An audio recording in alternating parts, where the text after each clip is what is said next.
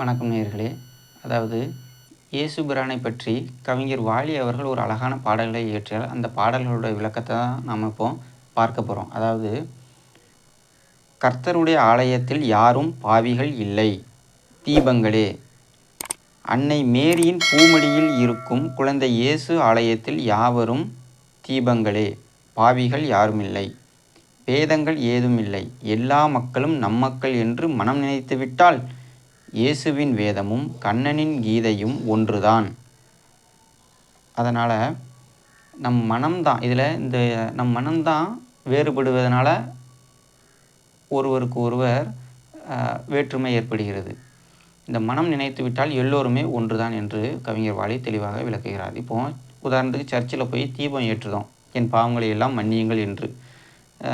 கோயிலில் இருக்கும்போது ஏற்படக்கூடிய நிம்மதி வெளியில் வந்துவிட்டால் ஏற்படுவதில்லை. காரணம், இந்த மனம் வேறுபடுகிறது. சொல்லாலும் செயலாலும் பார்வையாலும் எண்ணத்தாலும் குணத்தாலும் வேற்றுமையை நாம் சந்திக்கிறோம். இப்படி சந்திக்கும் போது தான் பாவம் ஏற்படுகிறது. எனவே எல்லோரும் நம் மக்கள், எல்லோரையும் இறைவன் பாதுகாக்கிறார் என்று எண்ணி ஒற்றுமையோடு வாழ்ந்து நிம்மதியோடு வாழ்வோம். மிக்க நன்றி.